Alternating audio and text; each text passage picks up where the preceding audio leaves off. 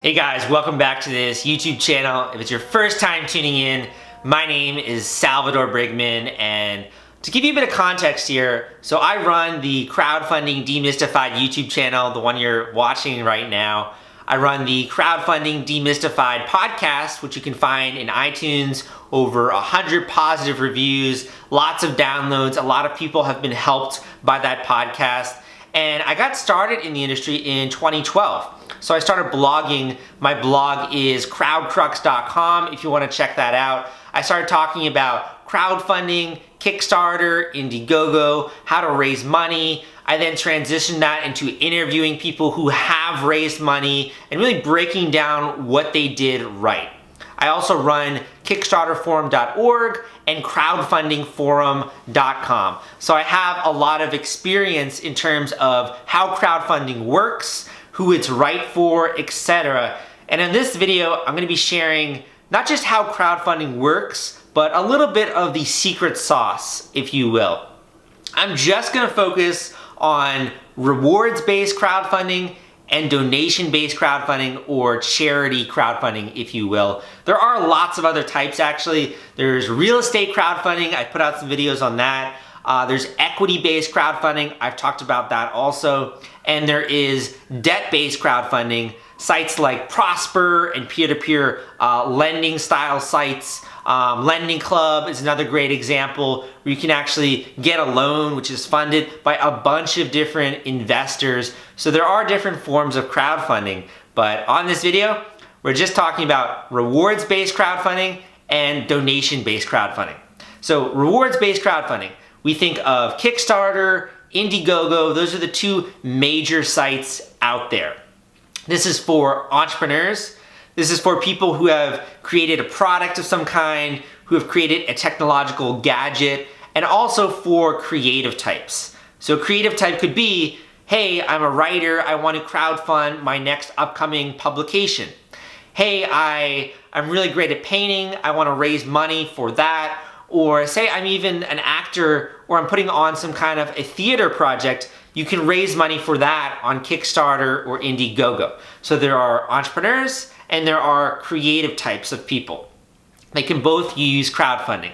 I think that one of the big reasons that crowdfunding has worked historically, one of the reasons that people have gotten so excited about these various crowdfunding campaigns is that rather than just giving money to a campaign, like you might think of like a nonprofit that way, instead of just giving money, you're getting something back in return. And that's where perks or rewards come into play. So a reward is something that the creator has come up with as a way to incentivize the backer. If it's a theater campaign, maybe if you give $100, you get access to a ticket, a pre-party before the theater project, before the performance. If you give $2,000, maybe you get to meet the cast, maybe even get a line of dialogue in the play, or you get one of the characters named after you. If it's more of like a technological gadget, you get access to the very first production run of that gadget. You're an early adopter. Maybe you get access to cool swag or add-ons or things related to that product, and maybe even get to meet the founder or the entrepreneur. Rewards or perks are a way that you can incentivize people to give money to your project. And every project is going to have a few different things in common. Number one, there is a pitch video. Pitch video, you're describing what you're doing, why you're passionate about it, sharing a little bit of your story, and also talking about the product. There's the campaign text. That campaign text sort of goes more in depth into what it is you're doing, your credibility enhancers, the timeline you expect for the production of your rewards, the risks and costs associated with doing the campaign. And lastly, there is, of course, the fact that you are in a marketplace. So being in a marketplace like Kickstarter or Indiegogo, you can have strangers come across your campaign and they can decide whether or not to make a contribution. I think that crowdfunding is also very unique because there is a fundraising duration for every campaign. So a campaign, you can only give money or gain access to these rewards for a limited period of time. That could be 30 days, could be 60 days, could be 15 days, or 45 days. It's whatever the campaign creator chooses. But after that fundraising duration, you can no longer become a backer of that campaign. You can no longer gain access to these rewards. You've missed out on your chance. And what that does is it creates a strong sense of urgency. It makes people more likely, if they have 10 items, 10 things on their to-do list, it's gonna move your campaign from item number 10 upwards to number 3, 2, or 1. And people are actually gonna take time out of their day to give money and to maybe spread your campaign, or at least become a part of your journey and what it is that you're doing. Now, charity campaigns or nonprofit campaigns, that's the other major category here. So in terms of charity, there is GoFundMe, there is YouCaring. More on the nonprofit organization side, there's Classy, there's CauseVox. There are actually a lot of different sites that you can look into here. And the main component is, this is basically online fundraising.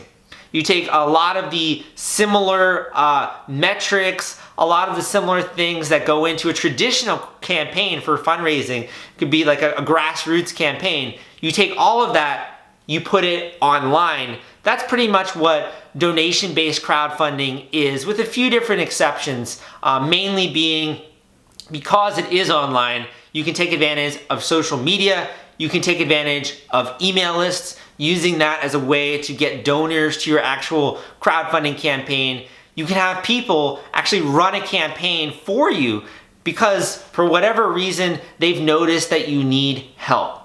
Maybe, for example, they've seen on the news the Boston bombing victims or like a major horrific event like that, and they've decided to pitch in and to try to raise money for this group of people because they sorely do need it and they sorely do deserve it. I think that for many campaigns, most of the charity-related campaigns on GoFundMe and YouCaring tend to see donations from the first-degree connections and the second-degree connections of the person who launched that campaign.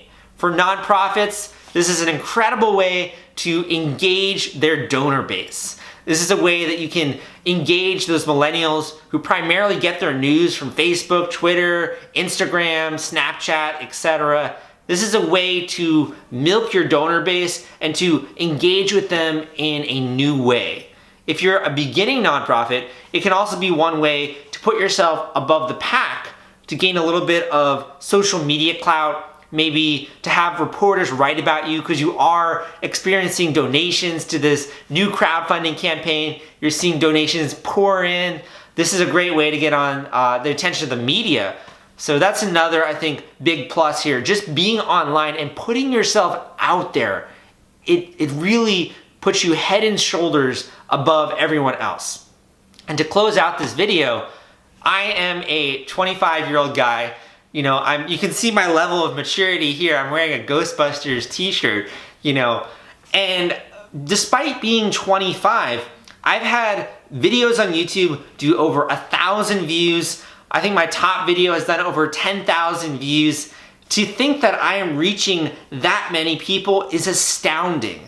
Like, can you imagine 10,000 people in a room? That would fill like an auditorium. That would fill a huge room, but I can speak to that many people because this video is online. I have an email list of over 10,000 people. I can speak directly to these people and get them to take action on different things because it's all online. With my podcast, I have, I think, over 60,000 downloads, more like 75,000 now. That's 75,000 people that have listened to my podcast, that my voice is in their head as I'm teaching them, as I'm sharing information. Online fundraising, online crowdfunding, and really just putting yourself out there online is a phenomenal way to gain an audience, to open up new opportunities, and to really just accelerate your growth as a person and your growth of your business, your creative endeavor, or your nonprofit organization. I hope this video is helpful for you. just kind of sharing my own observations about crowdfunding and also sharing a little bit of my own story. If you want to learn more about crowdfunding, be sure to come subscribe to this YouTube channel. I put out videos pretty regularly, and I also have videos on other topics like e-commerce, marketing, etc., psychology. I talk mainly though about crowdfunding. And if you did enjoy this video, be sure to give me a thumbs up so that other people know that this is something to check out, and also so that I know I did a good job and I can put out more videos like this. Again, my name is Salvador. Thanks for spending a little bit of time here with me today, and I'll see you next time.